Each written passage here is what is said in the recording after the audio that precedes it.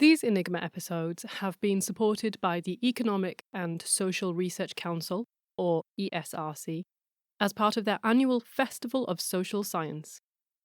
This festival celebrates the amazing research and advancements of our best and brightest scientists, and this year almost 500 events are happening all over the country from Saturday the 2nd through to Saturday the 9th of November 2019. You can check out the official hashtag, ESRC Festival, on Twitter, and you might even find that some of the events are in the news.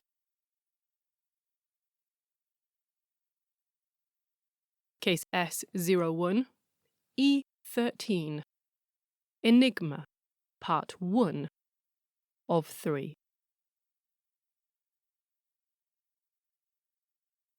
This mini-series is special. The story of Enigma, at least as it's told in this country, the UK, is often incomplete. On the one hand, that's not such a surprise. Enigma has involved numerous decades, dozens of countries, and thousands of people. But on the other hand, the story as it has been told here has still suffered from some skewing.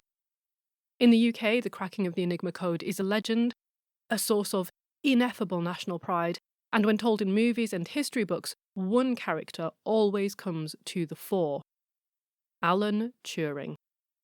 This is the British genius whose incandescent brilliance did not merely crack the Enigma cipher in piecemeal or in intermittent bursts, but comprehensively crushed it on an industrial scale. Such is his stature that his face and name are on British banknotes, buildings, institutes, monuments, and more.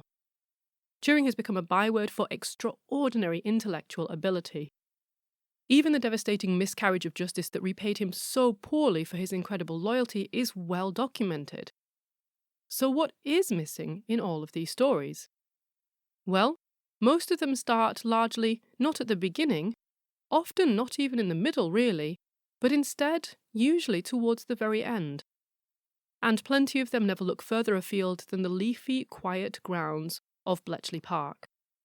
To look only at the story of Turing is to look only at the final mile of a marathon that started all those decades earlier across thousands of tempestuous miles of war-torn Europe. Enigma is the story of a fast-changing, secretive encryption system, arguably the most advanced mechanical cipher ever invented by that point. It is the story of bitter jealousy leading to the selling of state secrets. It is the story of impoverished scientists striving to achieve the impossible, all while the dragon of war breathed over the borders, threatening to consume everything in its path. Enigma is stolen manuals, extraordinary breakthroughs, building replica machines on minuscule budgets, smuggling, spying, stark, breathtaking nerve of a whole range of people, many of whom died or were executed as war consumed entire swathes of Europe. And without all of this coming first, Turing's task would almost certainly have been simply impossible. Or at best, it would have been so near impossible that he would have had no chance of completing it before the war came to an end in some other way instead. In reality, far from doing it all himself, Turing and his team were handed a gift basket of breakthroughs and advances and insights. And yet it is those first grueling miles of that marathon and the people who effectively ran them through grave danger across the gulfs of seas and lands that are so often forgotten. In this mini-series, then, we go back to the beginning of Enigma, even before Enigma, so that we can see the ashes from which this cryptographic titan rose. In the second episode, as war ferments, we crisscross Europe through the 1920s all the way to 1937, following a handful of extraordinary people as they converge and part ways, each trying to navigate and survive the dark turmoil of war. And in the final episode, we pick back up in 1938. Only then do we finally turn to Bletchley Park and Alan Turing, and then we cast a last eye over the fate of those other, less well-known figures who also played such pivotal roles in cracking Enigma.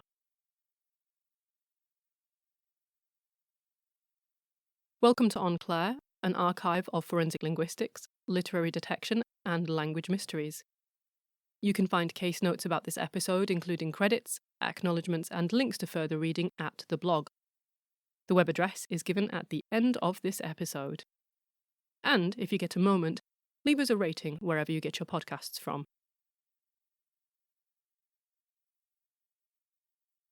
Our story begins deep in the shadows of prehistory, as civilizations were just starting, chaotically, to form and, more importantly, to clash. As hierarchies emerged, they brought with them concepts like royalty, kingdoms, trade, war. But power, commerce, and military superiority all rely for their success on keeping secrets. After all, sending a regiment of soldiers to loot a neighbouring kingdom's wealthy village requires covert reconnaissance, careful planning, and disciplined execution. Similarly, striking a trade deal with that same neighbouring kingdom is more difficult if they know in detail everything about your kingdom's assets and liabilities. And keeping power consolidated in one figure, one monarch, one emperor, one tyrant, requires having access to the best and latest intelligence. It is vital to know who is loyal to whom, what their weaknesses are, whether they are amassing secret forces and plotting to seize power.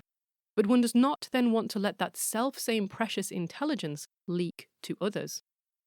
The trouble is, no matter how trustworthy a messenger, a courier, a soldier, everyone is susceptible to tiredness, to errors of judgment, alcohol, bribery, torture. However, the person who does not know the secret cannot reveal it. Thus, all those thousands of years ago, as the need to communicate precious intelligence in safety grew, this secrecy became the mother of codes, and ever since leaders and royals, magnates and masters have been disguising their communications as a way to protect, defend, and govern their empires, both large and small. And from there, the use of codes has bled into every part of our lives. Encoded letters, secret classifieds ads, messages hidden in music, art and literature, plot devices in fiction and film, even just the way that parents talk to each other in front of their children when they would rather not be understood. But no sooner had someone invented codes than someone else who couldn't stand being in the dark invented code breaking. And almost immediately, this turned into a pitched battle. The earliest attempts at codes, mere letter shuffling or simple substitutions, were quickly cracked by these primitive cryptanalysts. The codemakers responded with more complex codes, and the codebreakers started to develop decryption principles, attack patterns, and methodological rubrics. Back and forth the battle raged, one side endeavouring to bamboozle the other with ever more complex, opaque seeming nonsense, and the other side striving not merely to solve the mystery, but to do so as efficiently as possible. In the words of Simon Singh, author of The Codebook, codebreakers are linguistic alchemists, a mystical tribe attempting to conjure sensible words out of meaningless symbols. The history of codes and ciphers is the story of the centuries-old battle between code makers and code breakers, an intellectual arms race that has had a dramatic impact on the course of history. The development of codes can be viewed as an evolutionary struggle. A code is constantly under attack from code breakers. When the code breakers have developed a new weapon that reveals a code's weakness, then the code is no longer useful. In turn, this new code thrives only until code breakers identify its weakness, and so on. So far, I've used a lot of terminology, and actually I've been playing a little loose with it. But if you're going to enjoy this case properly, and cases like this, it's useful to have a handle on the major terms and their meanings. So we'll start with a bigger concept. The study of this field, in general, is called cryptology. So crypt meaning hidden, and ology is the study or the science of something. But you can study and specialise in cryptography. So there's a G in there, and I'll come back to that in a minute. This is the methods and means of encrypting and hiding. Thus, you would be a code maker. Or you can study cryptanalysis. This is the means and methods of decrypting and revealing. As such, you would be a code breaker. If it helps to remember, cryptography, that G that I mentioned, for generating codes and ciphers, cryptanalyst, A for attacking codes and ciphers. Now, creating Enigma will have taken plenty of cryptographers, that is, code makers, people who generate codes, and cracking it took stupendous amounts of cryptanalysts or code breakers attacking the code. Some argue that cryptanalysis, code breaking, is harder than cryptography, code making. And there may be some truth to this, but creating a completely unassailable code in the first place is also not easy, as this story will show. Another pair of terms that often get used interchangeably, and I've done that a little bit in this episode so far, but they actually have very specific meanings, are the words code and cipher.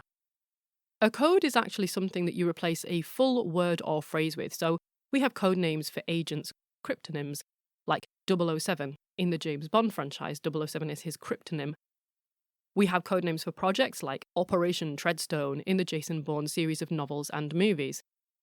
And these cryptonyms, these code names, for military installations, operations, assets, projects, maneuvers, whatever it is, they all basically stand in as a secret or minimally known way of referring to that person, that place, or that thing. And of course, we have code words and code phrases as a means of establishing authenticity or passing on information. So let's say you and I are spies. We've been instructed to rendezvous and we're trying to establish each other's identity. I might be instructed to arrive carrying a copy of, let's say, Rolling Stones magazine rolled up under my left arm. I might expect you to be wearing a New York cap and to be apparently talking on a phone. Upon each of us seeing a person who fits these visual requirements, I might attempt to light a cigarette 3 times and then give up in apparent disgust when my lighter doesn't seem to work. You might then approach to offer your own lighter, and I might then casually say to you, "The darkness was rock music's greatest tragedy." In turn, I will wait for you to respond with, "Hawkins should have stuck to pedicures." Or it might be something more dynamic. I might be instructed to say 5 natural-sounding words, and for each word I say, you might have to produce words starting with the same letters of the alphabet. So if I say, "What a day for this," you might reply, "We are definitely forgetting Tuesday." So WADFT, and then you reply with words that start with the same letters. That one's unlikely though, it's far more cognitively taxing, and it's less likely to look or even sound natural. You're probably going to struggle for a few moments whilst you figure something out. And the thing is, 99% of espionage is being as boring and as unremarkable as humanly possible. Think of the most unspy-like person you know. They are much more likely to be a spy than someone who walks around looking like James Bond all the time.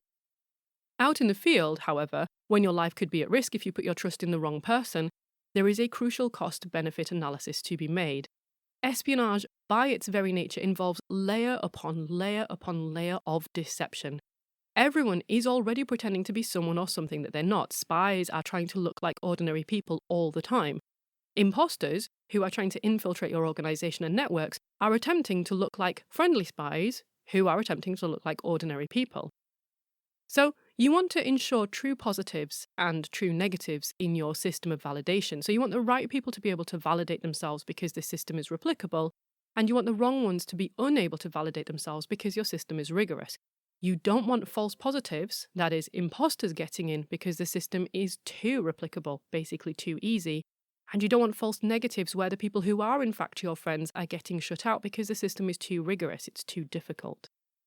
Now, ordinarily, if your linguistic phrase is more complex, if there's a dynamic element to it, if there is a higher level of security, this tends to bring with it a higher level of cognitive effort, or worse, much worse in espionage, a greater degree of obviousness where some bystander will think, "Well, that was weird," and it will stick in their mind. And more to the point, any code phrase, or the key to producing an acceptable code phrase, can be intercepted anyway, or tortured out of a captured agent, or even inferred if the agency's protocols are not what they ought to be. And so this makes code phrase validation alone, by modern standards, a pretty dicey means of fully and confidently determining the veracity of someone's identity. So, like you can't walk into GCHQ or the Pentagon through a single door with a single swipe card, similarly, if you want to establish who someone is, especially on a critical mission, you generally want to take quite a few more steps than just producing a single short sentence, which they then produce a second appropriate part to. So modern espionage and cognate occupations, and there are cognate occupations amazingly enough, they rely much more heavily on technological means nowadays. So if you visually check out with your New York cap, and then you behaviorally check out by lending me your cigarette lighter, and then you even linguistically check out because you produce the correct passphrase, I might then go on to another stage of validation that involves me handing you an innocent-looking device. It might be something that looks like an e-reader, or a phone, or a pen, or a folder, or a lighter. And that will swiftly take a biometric reading. It might scan your fingertips, or your eyeballs, or the patterns of veins in your hand, or whatever. This will then relay the information back to your home agency or some other place, and they'll cross-check and say, yes, this is the right person, or no, this doesn't match. I might also have a remote handler communicating with me via an earpiece who is using audio and visual streams. That might be from a tiny camera I have on me, it might be from the CCTV cameras nearby, there might be a third person taking the footage, and they might be using that to additionally verify who you are. Or there might be tiny iris implants, or invisible skin tattoos, or microchips under the skin of your hand, or a myriad of ways in which the uniqueness and validity of your identity can be established. Now, this is all very nice and very space age and very technologically advanced, but tech can and does fail. The internet goes down, or you can be in a place where it's just not available, and you can end up losing all of your devices for endless reasons. Even an implant can be found and removed. So let's say you suddenly find yourself in a dicey situation, perhaps you're among hostiles, far from home, having the absolute last resort of a call response validation protocol, a phrase to say to which someone can respond. This could be the difference between suddenly turning enemies into friends or ending up just another anonymous star on the wall back home at headquarters. Quite however you end up in a scenario of providing such a code phrase to someone else, if they successfully produce the second part of this linguistic handshake, then you've both covertly established your identities. And if they look at you like you've lost your mind, or they produce the wrong phrase, you can make good your escape, or pretend that what they said was fine, whilst now secretly plotting to assassinate them, or whatever it is spies actually do in these circumstances. Maybe they text home or something, I actually don't know. If you listen to En Clair, if you work in espionage, maybe you're a spy master, I don't know. If you feel like sharing the proper protocol for a failed walk-up validation, drop me an email, I'd love to know. Moving on. Another similar use of code phrases is in conveying critical, pre-arranged information. You see this often in films, so an agent might send a communication to their handler saying, "The blackfish has flown north." And this might actually mean that the enemy country has started testing weapons, or, as we'll see later, if the message comes from an embassy and arrives with a clandestine services operative, it might mean that someone has some valuable information to pass on. Now, these examples all sound very dramatic. They've all come from the world of spies and what have you. But actually, we use codes all the time. So sometimes I might say to my partner, "There's some postprandial cocoa-based sustenance." And by phrasing it in a way that the children won't understand, I can let him know that there's chocolate cake in the fridge for after dinner. Or, in broken French, I sometimes say, "Maman voudrait un moment de jour." Basically, Mummy would like a moment, please. And at this point, the children get distracted, and I go have a mindfulness moment of necking dime bars in the blissfully dark and peaceful pantry. Or if we're disagreeing about how to respond to something that one of the kids has done, but we want to maintain an illusion of being a well-oiled parental management unit, we use the code phrase, "Jim's dad," which means, let's pause, calm down, and discuss this away from little ears. So, essentially, all languages are actually codes. If you speak the language, it just happens that this code is transparent to you. You mentally possess the code book necessary to understand it. But if you don't happen to speak that language, the code is opaque to you, and you need someone to translate it. So in the case of codes created for cryptological reasons, there will be something like a code book. Whether this is physical or memorized, and you can even combine both artificial codes, where you switch certain words or phrases for other words or phrases, and, as an added layer, you can then produce the whole thing in an unusual language that is not spoken by many people. This happened in the case of World War II with the code talkers, but we'll save them for another episode. Compared with codes, ciphers work at a finer level of granularity. So instead of replacing whole words or phrases, the individual letters or sounds within the word are substituted for something else, or they're scrambled up. So in really simple ciphers, you might just move every letter on one place. So cat, C-A-T, would become D-A-T. B, U. Or you might switch every letter of your plain alphabet for a symbol. Kids do this at school all the time. But in the modern era, you might decide that you're going to use a whole mix of stuff. So A could be that laughing, crying emoji. B could be the number 5. C could be the question mark. D could be some symbol you've made up, and so on until you've created a whole cipher alphabet. So your plain alphabet is the normal alphabet as it stands. Your cipher alphabet is everything you're going to substitute your letters with.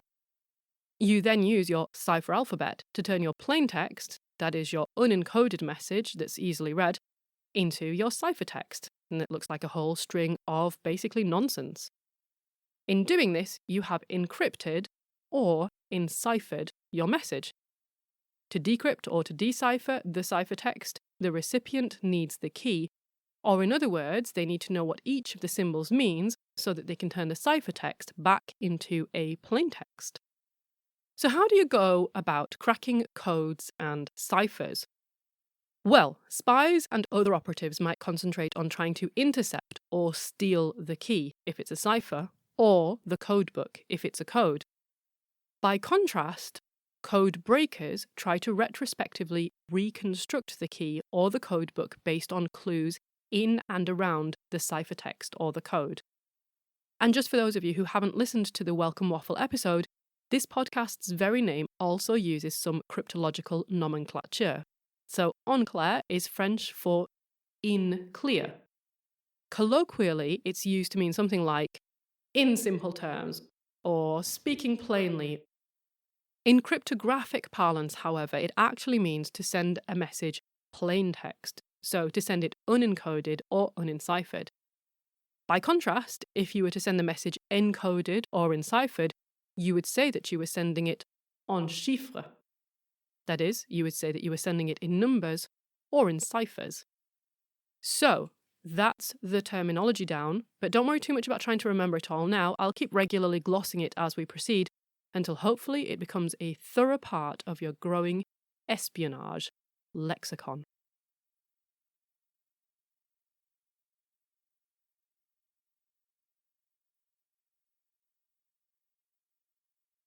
In any work on cryptography, cryptanalysis, cryptology, it's crucial to note that everything that ordinary people like you or I, everything that we know about applied cryptography and cryptanalysis, that is, real codes that have been created, used in the field, and then cracked by adversaries, everything we know is largely historical, outdated even versus modern methods and standards. And there is much even from history that is still kept under a very dark cloak of secrecy. And when you think about it, on reflection, that's pretty unsurprising. Extremely strong ciphers and codes are invaluable beyond measure for conveying ultra-sensitive information and intelligence. And at the same time, successful methods of cryptanalysis are invaluable beyond measure for intercepting and decoding such messages from others. We'll see this over and over again as this mini-series progresses. The secrecy around cryptography is layers deep. So the diplomatic and military value of both being able to create good codes and crack good codes is incalculable, and the work of a gifted cryptanalyst or cryptographer is beyond price. Such people and their achievements and breakthroughs are therefore generally kept well out of the public eye. In some cases, their work or some of the information around it may eventually be partially or fully declassified, as we'll see later on with some of the cases that we look at in this particular story, but this will often be long after their death when the revelation of such sensitive information can no longer be leveraged against the country or the individuals in question, and then, at long last, that codemaker or breaker may finally receive some recognition for all they have done. But even then, their work may be so advanced or so sensitive or so controversial that the records are still kept firmly under wraps. So, if you are thinking of doing cryptology for the glory, you couldn't pick much worse, since there will be the exact opposite of fame in your lifetime. And for the amateur cryptologist who merely enjoys the subject and enjoys reading about it, pretty much everything the ordinary person can reasonably learn about the field is only a partial picture anyway, and it's already substantially out of date.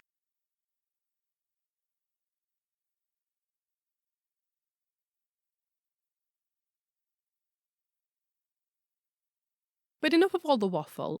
Let's actually get stuck in depth into some real life examples of secret communications and all the many ways we've found of hiding messages for others to find, because all of these come up in the story of Enigma as well. So far, I've said a little bit about one way of sending secret messages, making it inaccessible, so that even if it is intercepted, the person who's managed to get a hold of it can't understand it. And this can be done through codes where we substitute whole phrases for a single word, like broken arrow to mean, oh God, someone has stolen one of our nuclear submarines. Or through ciphers where we substitute letters or sounds in the words for other symbols or other letters. Of course, for extra security, you could combine the two. You could create a code phrase like broken arrow and then encipher it as well using some sort of cipher alphabet. And there's more, but I'm going to come back to this in a bit because it will lead us, finally, to Enigma. Before we get that far, though, there is another easier way to hide communications. You literally hide them. This strategy is known as steganography, not a kind of dinosaur. This comes from the Greek steganos, meaning covered, and graphene, meaning to write, or in other words, it's writing that you've somehow hidden. It's covered. People literally can't see it. Rather wonderfully, and this is one of those asides that I go into, but I think you'll enjoy it, the term seems to date back to 1499. So we're going to meet Johann Trithemius, a German Benedictine abbot and polymath. It's like everyone was polymaths back in the 1400s. Anyway, during the German Renaissance, he was a lexicographer, cryptographer, and occultist. The three things you have to be back then. Anyway, Trithemius created a polyalphabetic cipher. We're going to talk about monoalphabetic and polyalphabetic ciphers in a bit, but he created a polyalphabetic cipher, which he published in his book, Polygraphia. Polygraphia is sometimes cited as the first published work on cryptography, but more to the point, for steganography, he also published a 3-volume book called, somewhat unsurprisingly, Steganographia. Of course, you have to remember that he was essentially coining the word, or at least this new meaning for it. So the title alone wasn't a giveaway. It wasn't like you would look at this book and be like, well, this is clearly a book full of hidden codes. This word hadn't been used in that way before. And this Steganographia looked like a 3-part monograph on magic. In particular, the use of spirits to communicate to others far away. You can see where this is going. In 1606, a decryption key was printed for the first 2 volumes, thus revealing their real contents. For centuries afterwards, the 3rd volume yielded no secrets, and finally people came to believe that it was purely about the occult, that it had no deeper hidden messages. Then, in 1996, Dr. Thomas Ernst, a professor of German at La Roche College in Pittsburgh, managed to crack the ciphers in the 3rd volume. But, though he wrote up a 200-page paper explaining the insights, perhaps because it was written in German and published in a Dutch journal, Daphne, it sank into obscurity, leaving others to believe that the 3rd volume remained undeciphered. It was then cracked a second time in 2010 by mathematician Dr. Jim Reeds of AT&T Labs, and it was only when he went to publish the paper that he discovered that Ernst had beaten him to it 14 years earlier. Anyway, the point is, Steganographia was both an example of, and a treatise on, cryptography and steganography.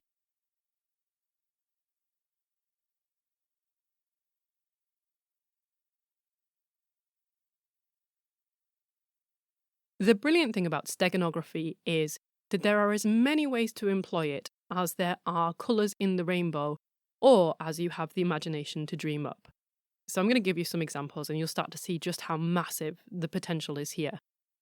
As long ago as 440 BCE, in his book The Histories, Herodotus described how Demaratos warned the Lacedaemonians of an impending attack by writing his message on a wooden tablet and then covering the writing with beeswax. Upon receiving the tablet, the Lacedaemonians scraped off the wax and there was the message. So it's very simple, but that is steganography. In another incident described in the same book, Herodotus explains how Histiaios shaved the head of his most trusted slave and tattooed a message on his scalp, and then, after his hair had grown back, sent him to Miletos with the aim of presenting himself before Aristagoras. I don't know who most of these names are, you should just take the general story. Basically, the message was an encouragement to Aristogoras to revolt against the Persians. Now, the benefits of this particular method, there are some. The messenger doesn't need to know the message. I mean, depending on the circumstances and the use of drugs and so forth, they may not even know that they have a tattoo on their head in the first place. This was a time before mirrors, to be fair. And if they're captured and searched, there is nothing to find unless the captor randomly decides to shave their head. But the drawbacks are also quite considerable. I mean, the message will be weeks, if not months old by the time it arrives. Hair doesn't grow particularly quickly, and this substantially reduces its value. If the enemy learns that this tactic is in use, it's easy to check for, and it's pretty difficult to hide. The message could also be in code or enciphered, or both, but by then, you've caught the messenger, and they're at your mercy. You could torture them and see what you could get out of them. Messengers also go astray. They get sick, they get scared, they have a moral epiphany. Wait, are we the bad guys? And if you try and send a flurry of messages in a fast-moving situation, this is going to start to get really logistically awkward. Overall, then, sending secret messages across the office tattooed onto the heads of those under our command is generally a non-starter. So, what else can you do? Well, other methods include skip codes, where the hidden message is retrieved by reading the first letter of each word, or every fifth word, or every other sentence, and so on. This is sometimes called a null cipher, because the ciphertext message, that is the actual bit that you want the person to focus on, is mixed in with a whole heap of non-cipher or null text designed to throw the cryptanalyst off. The downside is that it can be tricky to create a natural-sounding text to go around the actual intended message, and it can take a lot of null cipher to suitably drown out the actual cipher. But the bonus is that a null cipher is especially effective. If you'd like to try your hand at one, go to the transcript of episode 5 of En Clair, and you'll find that there are no less than 3 Easter eggs hidden away in that particular episode. One is a steganographic message in the text. One is a steganographic message hidden at 2 different levels in some audio. And the third one is for you to discover. Another example is the method used by the Doll Woman. Real name, Velvalee Dickinson. The Doll Woman was a New York City dealer of rare, collectible, and antique dolls. And she was also, apparently, a Japanese spy. During the Second World War, she would write up orders for and letters about her dolls, and these described quantities, designs, types, adventures, scenarios. But these letters were in reality descriptions of warships, shipyards, and coastal defences, which she was sending on to Buenos Aires in Argentina. When the recipient of the letters moved, 5 of her letters were returned and intercepted by the FBI, who began to piece together the messages hidden in the coded language. But one needn't invent random letters to send messages. Historically, book printers used to run out of fonts for publishing books, so it wasn't unusual to find a mixture of font faces and styles all in the same page. But this meant that you could write the ciphertext in, say, italics, or use Times New Roman letters for the ciphertext and Arial for all the null cipher, and basically the person could read and pick out the actual different messages. On modern web pages, it's even easier to execute.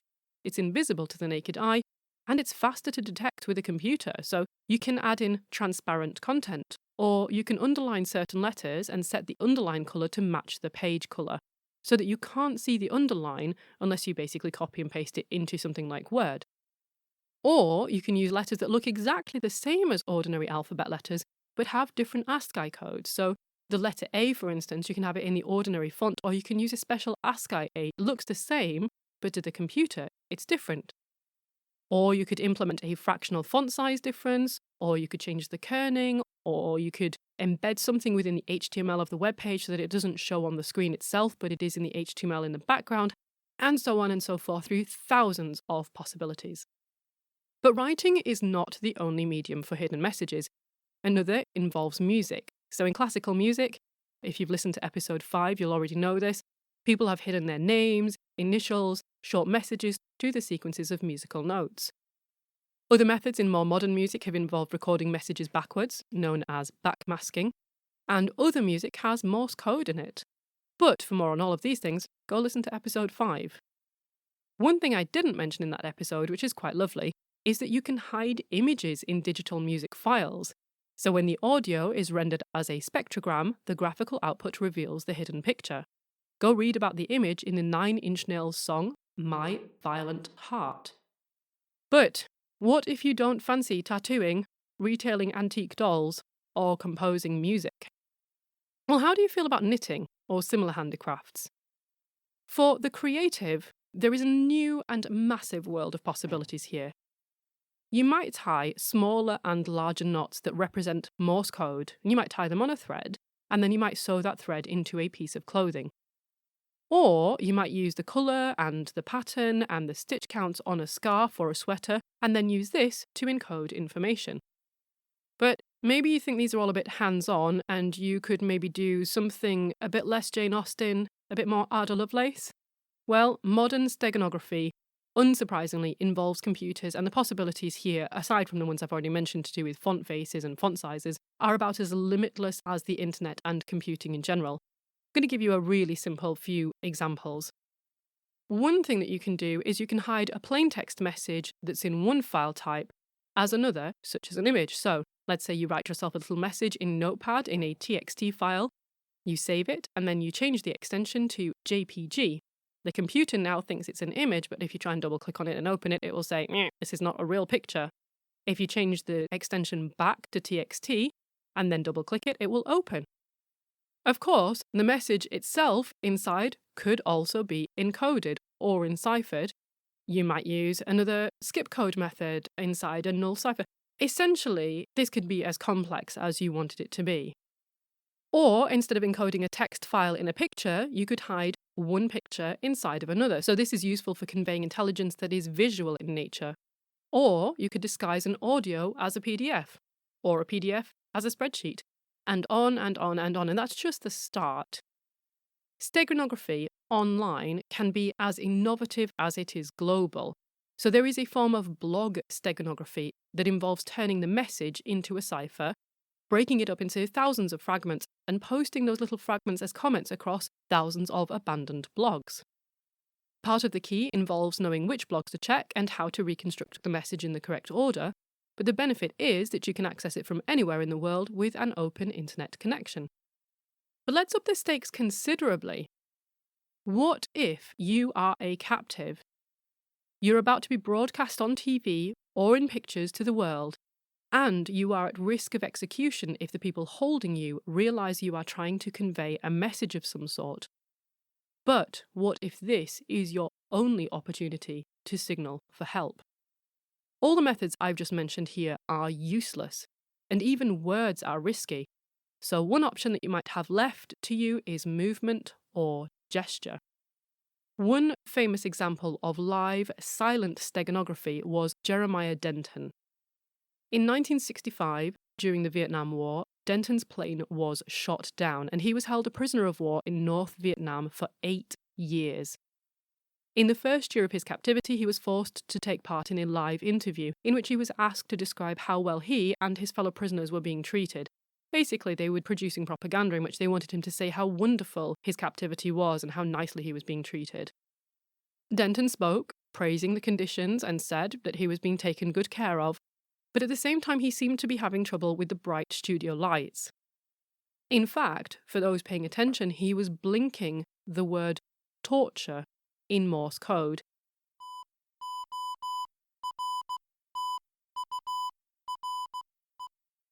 Thereby confirming for the first time that prisoners of war in North Vietnam were indeed being tortured.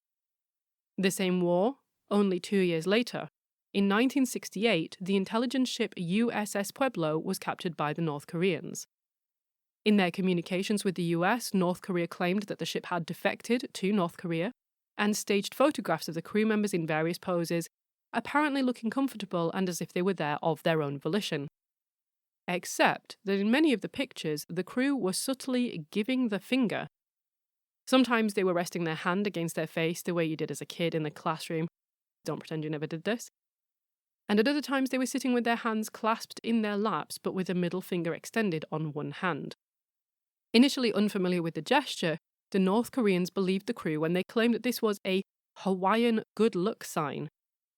When they found out the truth, the crew members were subjected to even more extreme beatings and torture than they had been experiencing up to that point. 11 months later, when the US acknowledged that USS Pueblo was indeed a spy ship, apologized for the incident, and promised not to spy any further on North Korea, the crew was released. But the capture of USS Pueblo was a devastating blow for other reasons. The North Koreans were able to reverse engineer some of the cryptographic equipment on the ship, and this gave them access to some US communications. But the Americans and their wars of the 1960s and 1970s do not have a monopoly on incredibly courageous captives risking their lives to hide messages in plain sight. Another example, another war, another set of prisoners. But this time it's World War II. The prison is in Germany, and the prisoners are women.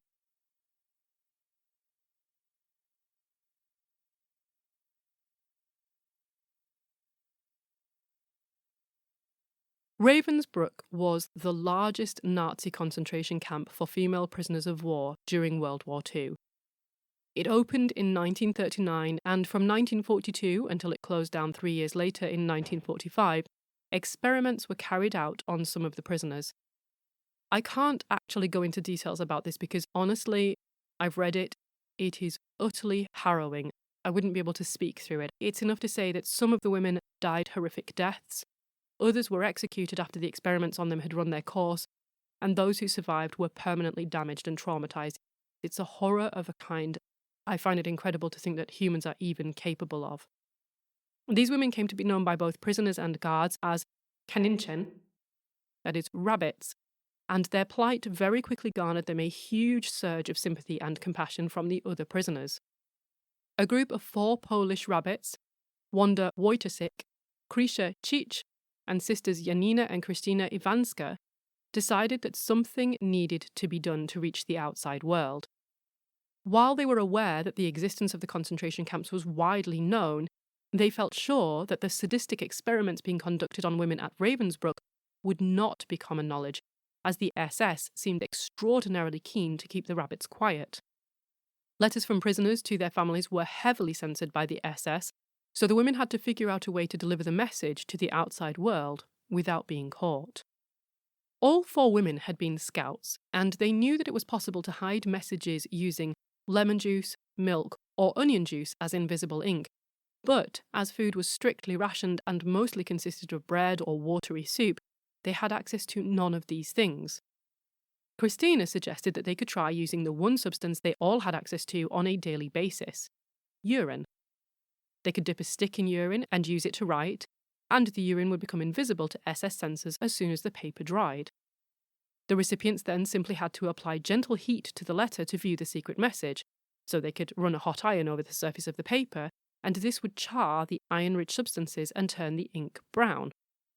But the classic problem: how do you convey the key to your recipients? How would the rabbits alert the recipients of the letters that they contained secret messages written in invisible ink? You can't just put it there openly in the writing itself, like, hey, put an iron over this, because then the SS will know. Now, as a child, Krisha loved to read adventure stories with her younger brother Wisław, particularly those by Polish writer Kornel Makuszyński. One book, entitled The Demon of the Seventh Form, told the story of a protagonist who sent secret messages hidden in texts. Krisha drew upon the story to come up with a plan. First of all, she suggested that they should write their secret messages between the lines and in the margins of their official letters. Secondly, she suggested that in their initial attempt, which would be sent to Krisha's brother and parents, the first letter of each line should spell out list mochem. This translates to letter written in urine. Given that Wisław also enjoyed Kornel Makuszyński's stories, she hoped that he would spot and recognize what she was trying to do. To help him along, she also made reference to the story by Makuszyński in the main body of her letter. The first secret message read, "We have decided to tell you the whole truth," followed by a few short sentences about the medical experiments. Krisha's previous letters had all been written in a very structured, formal style, so when a new letter arrived to the Cich residence in Lublin early in 1943, Wisław immediately spotted the reference to the book and noted that it seemed strangely out of place. Along with his parents, Tomasz and Maria Cich, Wisław managed to figure out that he needed to string together the first letter of every line.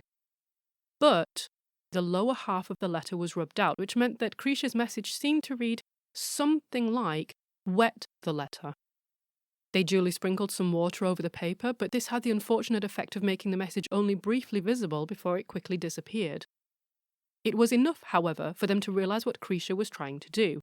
So, to prevent future messages being lost, they took the letter to a trusted friend who was a chemist, and he advised them to run a warm iron over future letters instead. Maria Cich, Krisha's mother, was a major in the Polish Home Army, and she was able to pass the secret messages on to stations in Warsaw and Sweden. Meanwhile, the 4 women at the camp began to develop their technique further, sending parts of their secret messages to each of their 4 families, who would then meet and put the puzzle pieces together. The family were asked to acknowledge receipt of the secret messages through various subtle means in their return letters, such as sending a coloured piece of thread or scratching the number of the letter onto a tin within a food parcel. Basically, codes. Over time, the little group of 4 began to expand, including Zofia Sokolska, a lawyer from Lublin, and Wojciech Borczynska, a student from Warsaw. The letters contained vital information about specific Nazi guards who conducted or oversaw the experiments, and they listed prisoners' names and numbers, the operations that they had undergone, and surgery dates. Women who had died as a result of being experimented upon or through being executed or gassed were listed with crosses next to their names so that their families could be informed of their deaths.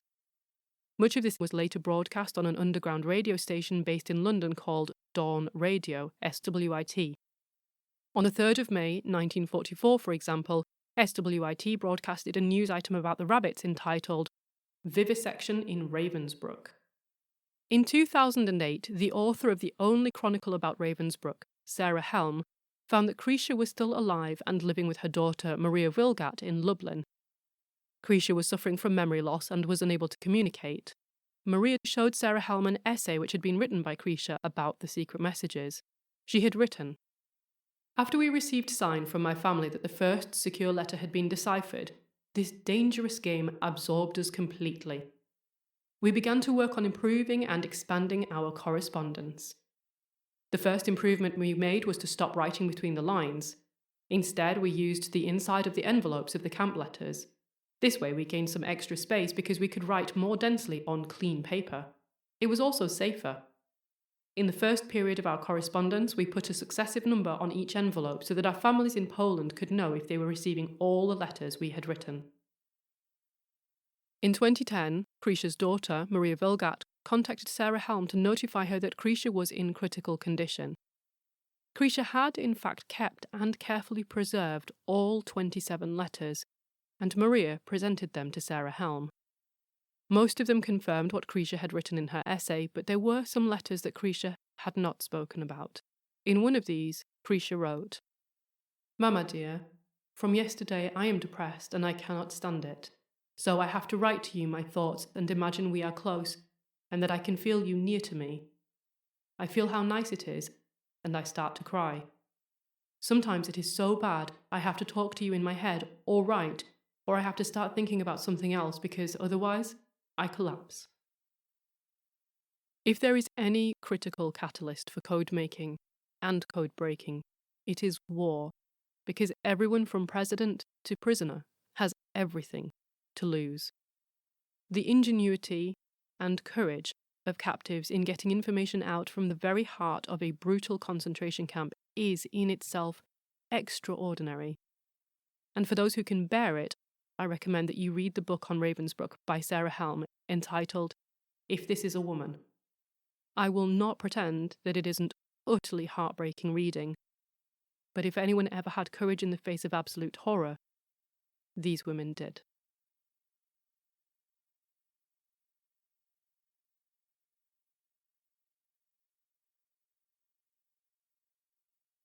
What then of the appalling regime that put those women there? How did the agents and operatives and soldiers that were part of this organised monstrosity communicate their plans, successes, and losses without themselves giving away vital intelligence to their enemies?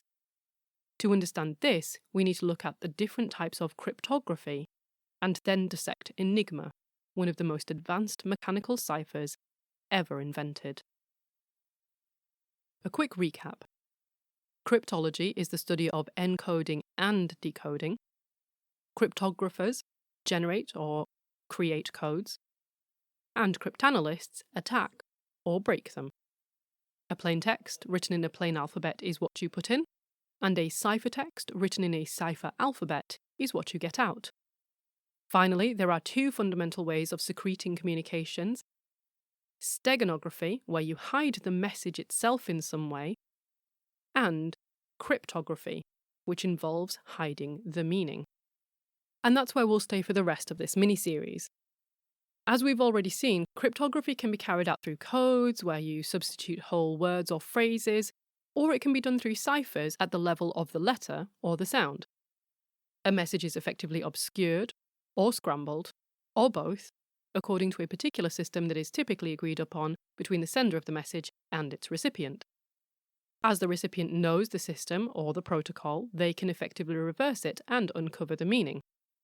Without access to that original protocol, anyone who intercepts the message is, theoretically at least, unable to read it. So let's look a bit more at the two major cryptographic processes: transposition and substitution. Transposition, as the name suggests, involves rearranging the letters in the original message. It's basically a glorified, and probably unreadable, anagram. The shorter the message, the easier it is to decrypt. So, for instance, it's certainly true that there is more than one way to scramble a cat, but aside from cat, C-A-T itself, it turns out that the limit is actually only 5: ACT, ATC, CTA, TAC, and TCA. Of course, this is a level of transposition that even a child could work out in a few short minutes, but as the number of letters increases, so too do the potential combinations. Dramatically. On its surface, transposition, at least of a long enough message, might seem more secure than steganography. If someone intercepts the message, they're not guaranteed to decode it after all. But it, too, has its drawbacks, and the classic problem that has plagued cryptographers since the dawn of the field is getting the key to the recipient securely. The key, as you may remember, is the means of deciphering the message, and in this case, it would consist of some explanation or indication of how the message has been scrambled so that the recipient can exactly unscramble it. If ever there was something worth protecting on the one hand and intercepting on the other, it would be the key to a good encryption method. For safety, of course, you would encrypt the key, but maybe you can see where this is going. Then, your recipient would need the key for that encryption. So, in short, ironically, moving aside from modern public-private key encryption methods that use prime factoring and things like this, that's a whole different ballgame. So aside from stuff like that, basically your recipient has to be able to read the key, which they can't if you've encrypted it, because they need the key. So catch-22. The next method of obscuring your message is substitution. I've already mentioned the really simple versions of this, where you bump each letter of the plaintext along one in the alphabet so that, for instance, Enclair becomes Faux, DMBJS. The sing notes: in transposition, each letter retains its identity, but changes its position, whereas in substitution, each letter changes its identity, but retains its position. I should add, there's no reason why you can't go a little Carly Rae Jepsen on your messages and do it all. Substitute all the letters, and then transpose them all, and then use steganography to hide the whole ciphertext in. I don't know, stick it in a picture of Elvis. Whatever makes you happy. But for now, we're going to stick with one layer of encryption at a time. There are countless historical examples of substitution ciphers being used for military purposes. Julius Caesar, for instance, used the substitution ciphers very frequently. In particular, he was fond of using what is now known as the Caesar shift cipher, in which he replaced every letter in the original message with the letter 3 places down in the plain alphabet. Shift ciphers can involve shifting as far as you like up or down the ordinary alphabet, or indeed mapping the plain alphabet against a scrambled one. Whatever the case, you develop a system. So, for instance, we might create a cipher alphabet by turning the ordinary alphabet backwards, and then starting at S. When it gets to Z, we carry on through to A until we've finished our 26 letters at T. Imagine that you've written A, B, C, D, E, F, G all the way through to Z on one line, and then underneath, exactly mirroring each letter so that they're directly underneath, you go S, R, Q, P, O, N, M, L, K, J, I, H, G, F, E, D, C, B, A, Z, Y, X, W, V, U, D.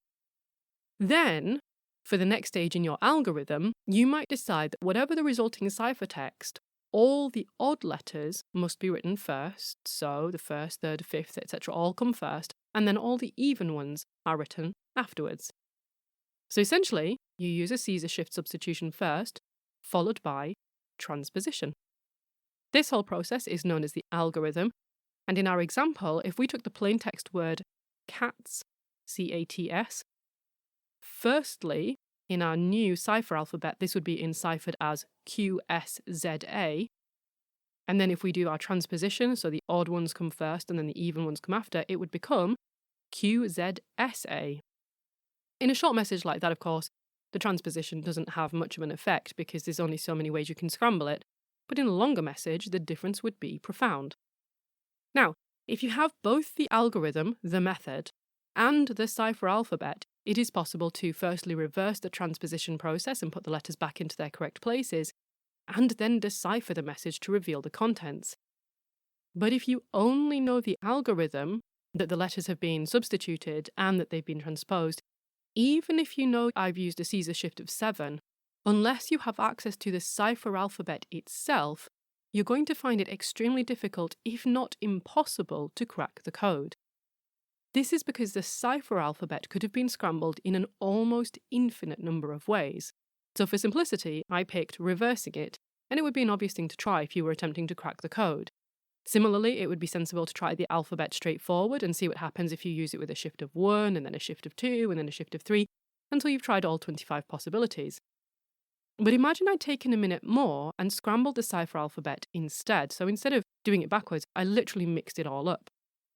One method of reproducibly weakly scrambling is to start the cipher alphabet with a pre-agreed keyword or key phrase. We could use en clair, for example, and then continue the rest of the alphabet in order afterwards, making sure no letters were repeated. This cipher alphabet would run E-N-C-L-A-I-R,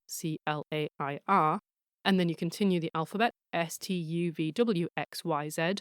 B, D, F, G, H, J, K, M, O, P, Q. And the letters that are missing later on are the ones that have already been used at the start in the word en clair. Of course, instead of the rest running on in order, I could scramble everything from S onwards as well. But the thing with this is the more I do scrambling, the more I mix it up, the more I then have to pass on this method to my recipient. It's the classic issue. I've got to get the key to them so that they can then make an identical cipher alphabet to decode the message with. For the purposes of this example, let's imagine I don't bother scrambling the rest, I just keep it as it is. The recipient could then reconstruct the cipher alphabet I've used now just by knowing the key phrase en clair.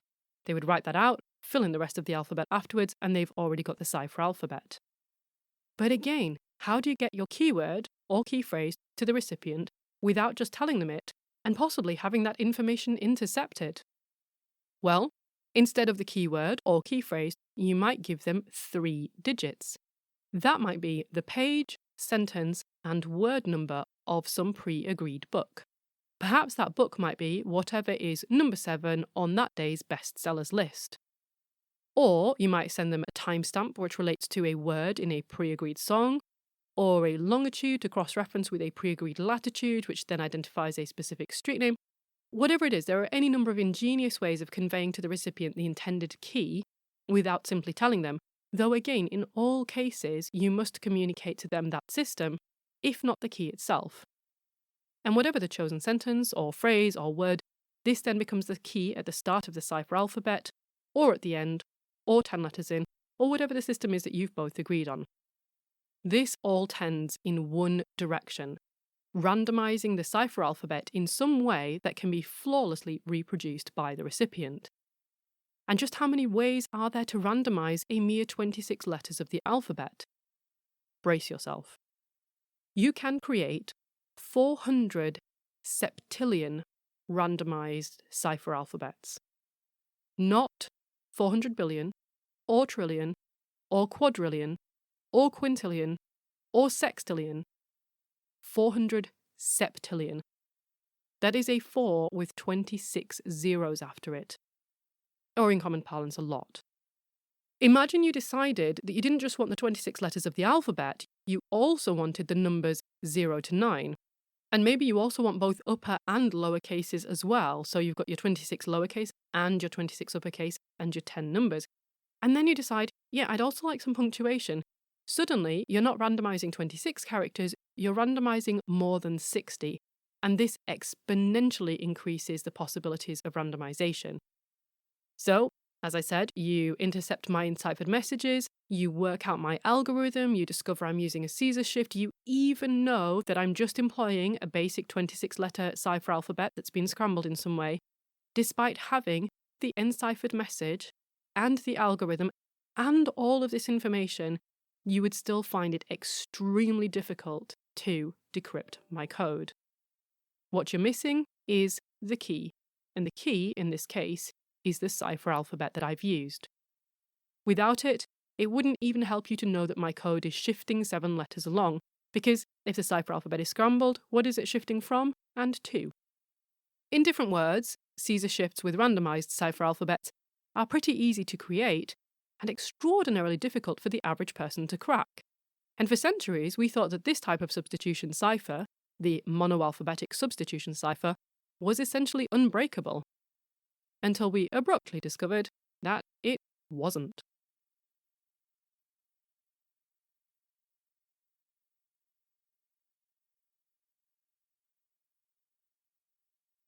If creating a good cipher is tricky, then cracking one is somewhere between the agony of genius and the tranquility of madness.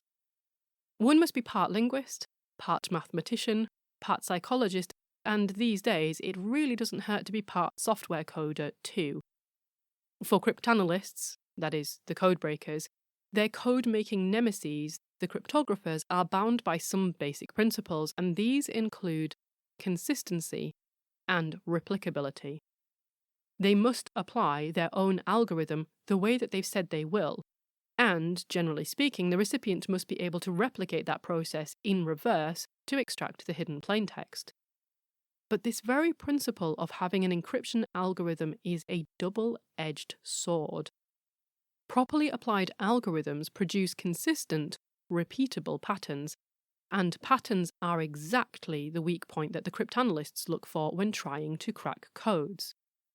Psychologically, for instance, we might look for patterns in behavior, like when trying to create a random-looking cipher alphabet for the first time, plenty of people literally type out the QWERTY keyboard layout because, to them, this seems random. It couldn't be less random. Or we might note that the intercepted messages always start with "Hi" and end with "Love you, X," as in a kiss. This immediately gives us 9 letters of their cipher alphabet if they've used a monoalphabetic substitution cipher. But this would require case-by-case knowledge, and there are bigger patterns that we can tap into. Cryptanalysis really only began once scholarship in several key disciplines was sufficiently sophisticated. So mathematics is pretty obvious, statistics, linguistics, and the surprising one, theology. Arab theologians who were interested in establishing which statements in the Quran were attributable to the Prophet Muhammad carefully studied etymology, sentence structure, and letter frequency. In essence, they were actually attempting an early form of authorship attribution by trying to determine whether certain texts were consistent with the linguistic patterns of the Prophet. Now, it's not clear precisely who first realised that letter frequency could be exploited to break ciphers. The earliest written description of this form of cryptanalysis is by a scientist in the 9th century, Al-Kindi. Al-Kindi appears to have published some 290 books on topics ranging from medicine and astronomy and linguistics to mathematics and even music. Remember what I said about everyone being a polymath? Anyway, one book entitled A Manuscript on Deciphering Cryptographic Messages was only discovered in 1987. In it, Al-Kindi carefully described his method as follows. Step 1. Determine the relative frequency of each letter of the alphabet through examining a large sample of texts in the relevant language. Step 2. Examine your ciphertext and calculate the frequency of each letter within the ciphertext. Step 3. If you assume, based on your analysis of a large sample of texts, that the most common letter in English is E, and you see that the most common letter in your ciphertext is X, you can assume that X is likely to be the substitute for E. Amazingly, this breakthrough was huge. Instead of having to manually try 11 zillion possible cipher alphabets one by one, cryptanalysts could essentially jump to frequency analysis to at least get them started. Even if some letters mapped across incorrectly, enough might still be correct to identify some partially deciphered words, and as the errors in these words were corrected, the rest of the cipher alphabet would gradually be filled in. In other words, patterns in the orthography of language itself allow the cryptanalyst to induce parts or possibly all of the cipher alphabet and crack the code. Now, this method isn't perfect. Imagine that the plain text was in English but included references to numerous Polish surnames, or even quotes from some other languages. This could throw the frequencies off radically. Or if the message is very short, just a few words long, there simply won't be enough data to generate a meaningful frequency list. And if it's both short and contains non-standard words for that language, then you can just forget it because frequency analysis will be close to useless. This said, there are still possible tiny cracks in the cipher into which one might crowbar one's intellect and attempt to lever a gap big enough to get in. So for instance, one might focus on just 3 of the most frequent letters and then look at the letter ordering. Most English words contain vowels, for instance. Some consonant clusters simply never occur. Some consonant clusters that do occur, like ng, will almost always prefer the end of a word and will never appear at the start. Through a long set of rules and an exhaustive process of elimination, you can strike in certain possibilities, strike out others, and formulate possible and probable solutions. But as the monoalphabetic substitution cipher came under attack from frequency analysis, the cryptographers fought back. "Oh," they said, "so you're looking at the words and guessing where things go? Well, what if you can't tell where one word ends and another starts?" Removing spaces and replacing them with other characters is no different than replacing the letter A with the letter B, after all. Indeed, the space can even be one of the substitutions. You might just decide to always write T as a space, and always write the space as E. And in so doing, at a glance, the ciphertext would appear to be full of individual words, but we would inadvertently be seeing them as starting and ending in all the wrong places. But you can also analyse the frequency of spaces no differently than you can analyse the frequency of letters, so this is basically no less secure if the cryptanalyst knows to check for it. Again, the cryptographers fought back. "Well," they reasoned, "if you are using counting as your way in, then let's mess up your figures." And they began to introduce nulls. This is symbols or characters that represented nothing but were simply there to thwart efforts at frequency analysis. With every advancing step, however, the algorithms for applying ciphers grew ever more complex, and the likelihood that a poor, tired human enciphering messages lasting at night at the end of a long day might make a mistake and garble some part or even the whole message grew ever greater. Inevitably, as war and commerce became industrialized and science and engineering advanced, we began to turn to technology to help us. We wanted codes to be difficult enough that people couldn't crack them, but easy enough that we could produce them accurately over and over again. And technology is a fantastic way of achieving this outcome.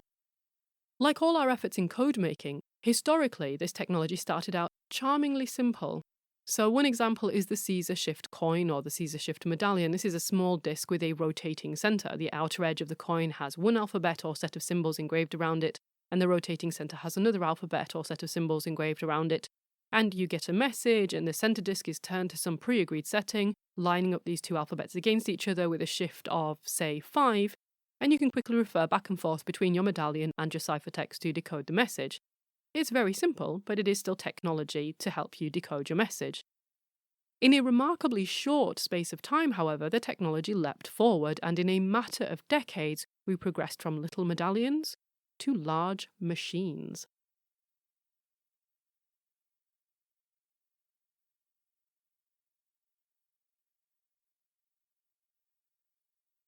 Between World War I and World War II, the Germans worked feverishly on their cryptographic techniques and created several extraordinarily sophisticated mechanical ciphering devices.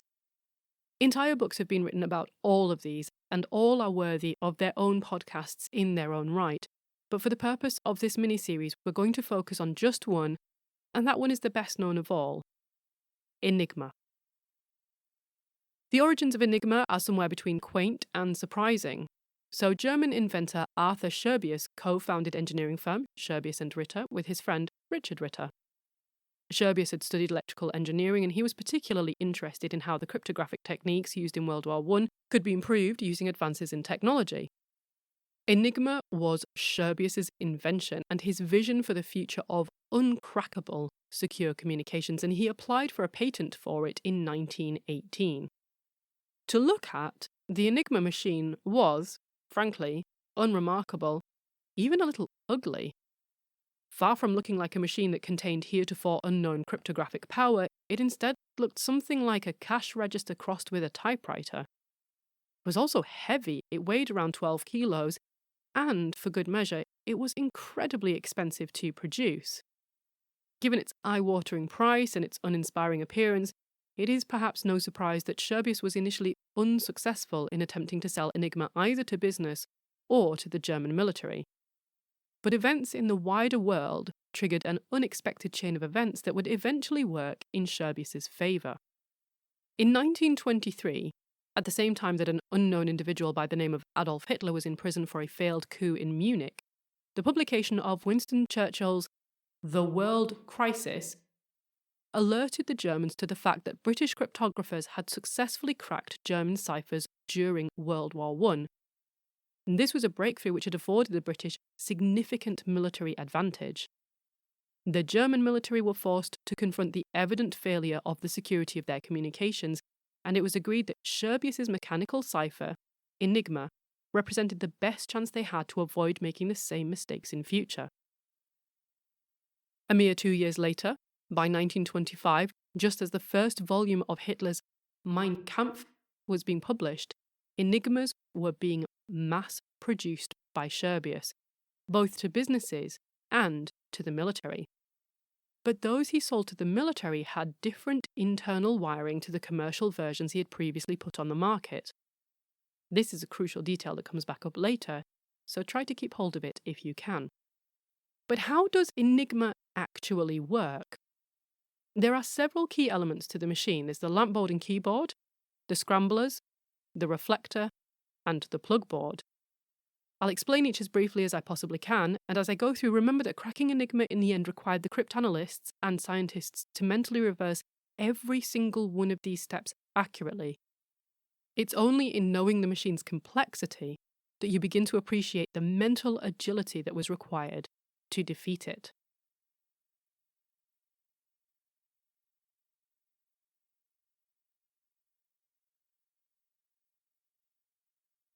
The keyboard was, unsurprisingly, the way in which Enigma operators inputted their plaintext letters. So the keys were arranged according to German typewriters used at the time, and the lamp board was effectively a display made up of little lamps.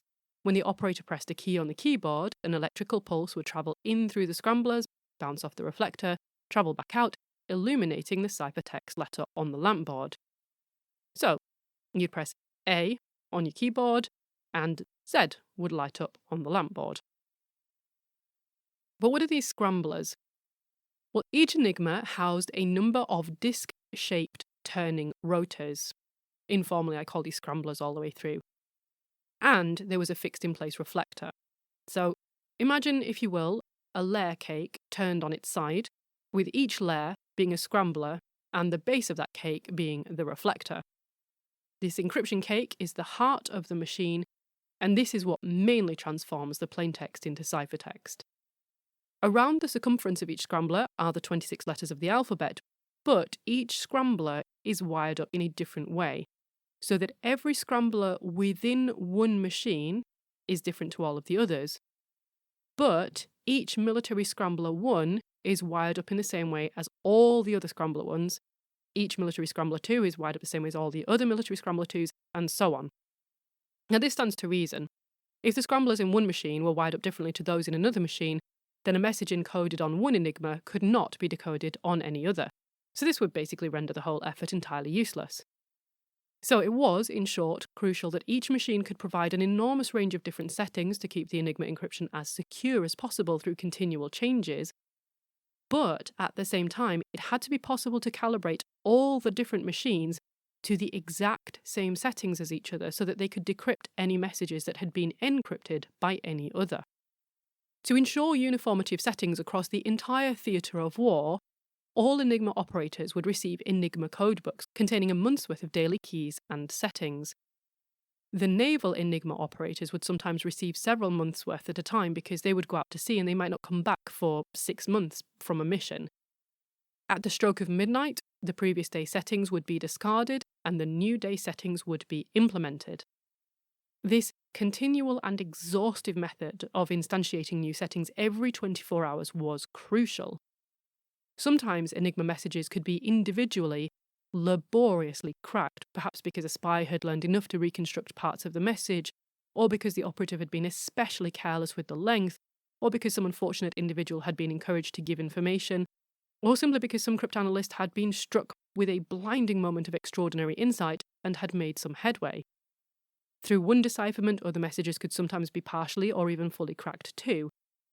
But changing the settings at midnight every day ensured that any weaknesses that cryptanalysts were able to exploit was temporary at best, lasting only until midnight, when the new settings took effect. Back to the actual operation of the scramblers, though. They functioned just like the seconds, minutes, and hours on a clock.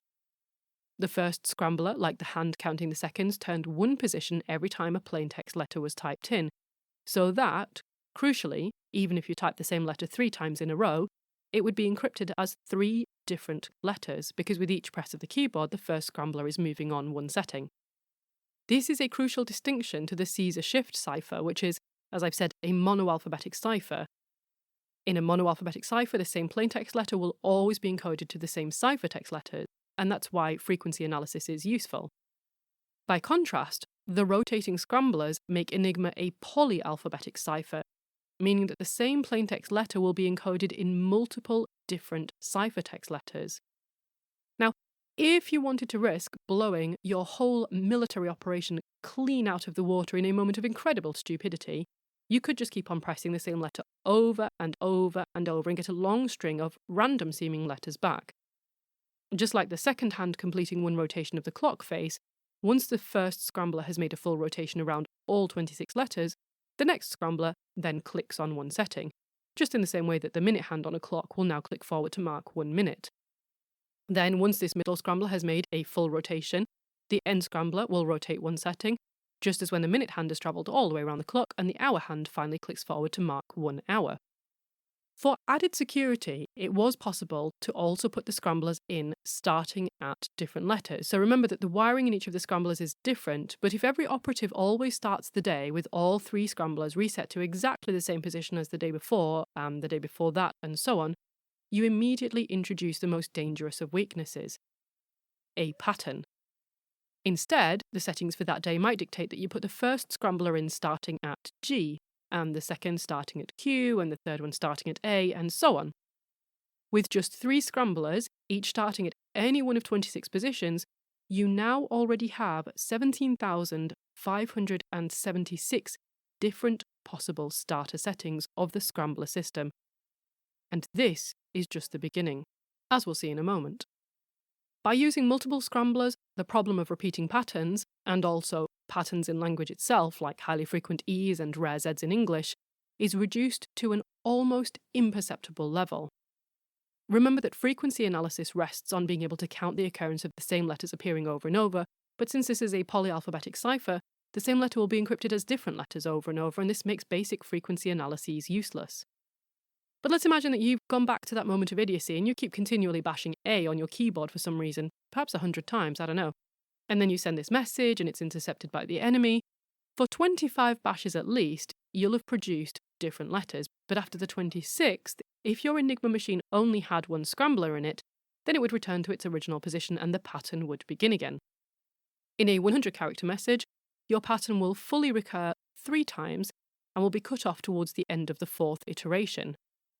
Even an absolute entry-level cryptanalyst should spot that repetition, and a good one might even be able to discern what you'd done and use this to infer the settings for the whole of that one scrambler. Generally, though, military operatives sending critical messages are not that stupid. They don't only use one scrambler, and they're actually typing meaningful messages. But even if the person using the Enigma were typing a real message, let's say an intelligence report on a new weapon being devised by the enemy, if they were using just the one scrambler, should that message happen to be quite long, then this could be enough for a gifted cryptanalyst to make some sort of headway. This is because, as I've said, in this theoretical machine that has only one scrambler, after every 26th letter, this one scrambler returns to its original position, and a long enough message might contain just enough common letters and other clues to start to suggest some ways in. So, the more scramblers, the more secure your encryption, because even if you somehow slide completely off your saucer and keep hitting the same letter over and over, it will take that much longer for the pattern of encryption to repeat. With 2 scramblers, you'd have to type 676 letters before you've sent the first scrambler round 26 times and the second scrambler round just once, thereby completing the pattern and starting again. With 3 scramblers, you'd have to type 17,576 letters before you'd sent the first scrambler round 676 times, the second one around 26 times, and the third one around once. If you were to really ramp it up and put in 4 scramblers, you'd have to type in almost 500,000 letters, and that would get you from the start to the end of one complete encryption cycle. Essentially, with each new scrambler, the pattern in the encryption grows exponentially larger, and as an added precaution, since German cryptographers knew that enemy cryptanalysts were looking for any patterns they could find in longer messages, they also tended to keep their messages short too. Now you might think, well, that kind of sounds needless, your encryption is already very good, but remember the enemy was intercepting everything it possibly could, and a pattern might not appear in one short message, but over dozens or hundreds of messages sent during the course of a day, there might be enough text to start unpicking the encryption. However, there is a practical limitation to the scramblers. Remember that the Enigma machine was already heavy, it weighed something like 12 kilos, and it needed to be dragged onto ships, up and down mountains, into remote war encampments, and so on. More scramblers might be more effective, but there comes a point at which the sheer size and clumsiness of the machine renders it more of a hindrance than a help. So as a result, at first, 3 scramblers was the standard. But even for this limitation, there was a further elegant solution. As I already said, each scrambler in a set was wired up differently, but all the scrambler 1s are wired up the same and all the scrambler 2s are the same and so on. Scherbius made the scramblers removable so that it was possible to put them into the machine in different orders.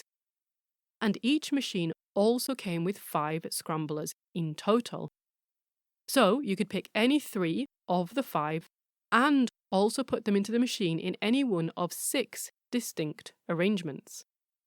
If you remember, there are already 17,576 ways to align the scramblers anyway, so you start one at Q and one at A and one at C, but then this is multiplied by the 6 different arrangements of the scramblers that you can choose from, creating an incredible 105,456 different possible starter settings for the Enigma machine.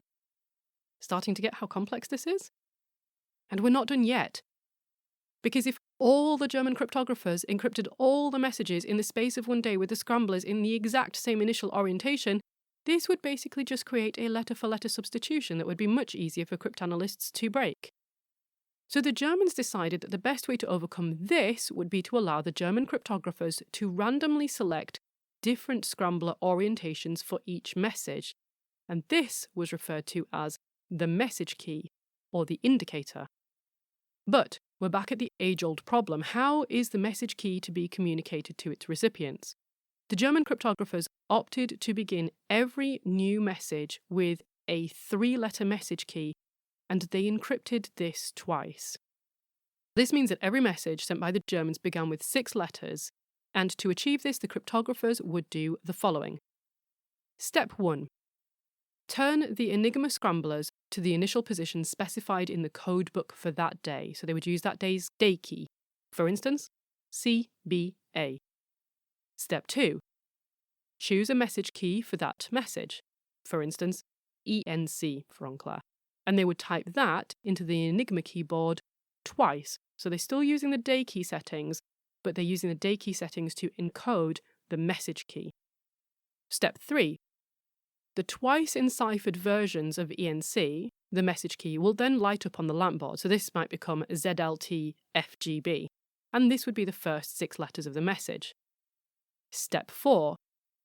The operative then changes their scrambler orientations to match this message key. So the first scrambler would be rotated to E, the second one to N, the third to C, and then they continue with the rest of their message. But how does the recipient determine the message key? Well, they essentially reverse the procedure. So they turn their Enigma scramblers to the initial position specified in the codebook for that day, so they use the day key, and for that day it was CBA. They type in these encrypted 6 letters at the beginning of the message, which in our example were ZLTFGB. They look at the letters lighting up on the lamp board and check that it spells out the same 3 letters twice. So in our case, they would see ENC, ENC light up. If they don't get 2 matching sets, then they know that some sort of error has occurred.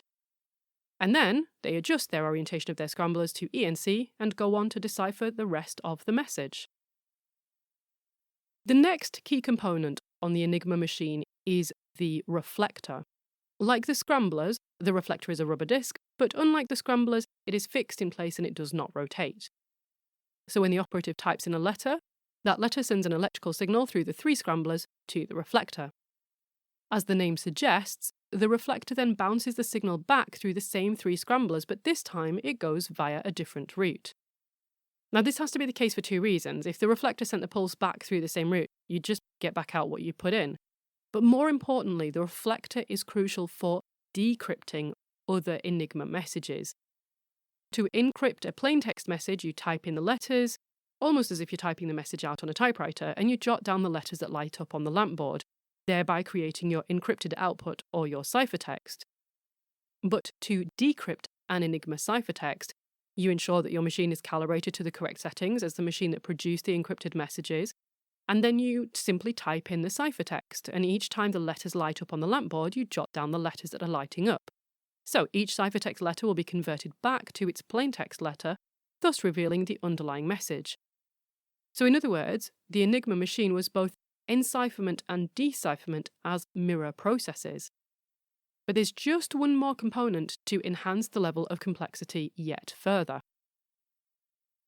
On the front of the Enigma machine is a plug board known as a steckerbrett.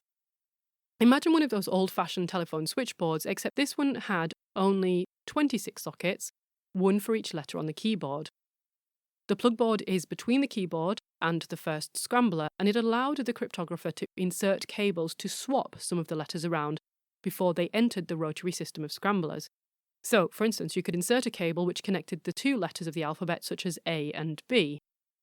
Now, when the cryptographer types in the plaintext letter B, the electrical signal running through the machine will ensure that B follows the same pathway through the 3 scramblers that was the previously assigned path for the letter A.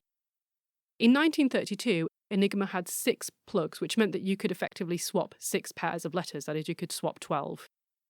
The remaining 14 letters of the alphabet would not be swapped. The combination of both scramblers and the plug board is what makes Enigma so incredibly difficult to crack, because the sheer number of possible permutations it generates is mind-blowing. In addition, the swapped letters had no underlying mathematical explanation that could be deduced. They were just chosen at random by the operator.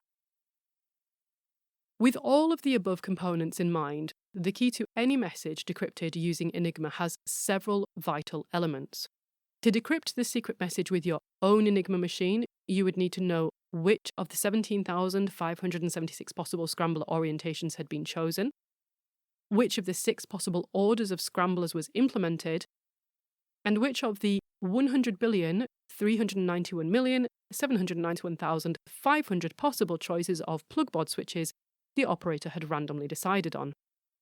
These 3 elements taken together create over 10 quadrillion possible settings, so that simply guessing at the right settings is basically futile.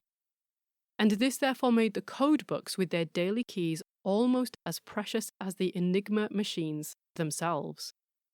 So how, then, did the battle to crack Enigma begin? As war rages across Europe and then the world, in the next part we begin to meet the civilians, scientists, and spies who all found themselves caught up in one of the most deadly races against time in modern history. End of part 1 of 3. This episode of Enclair was researched and fact-checked by Rebecca Jagodzinski, and it was scripted, narrated, and produced by me, Dr. Claire Hardacre. And it was supported by the Economic and Social Research Council, the ESRC, as part of their Festival of Social Science.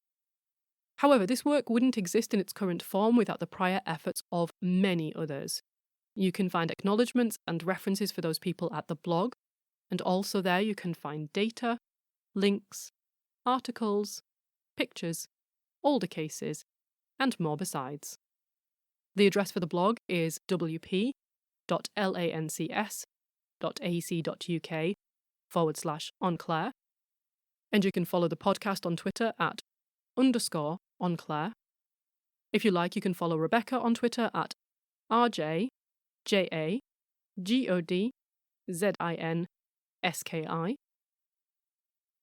And you can follow me on Twitter at Dr.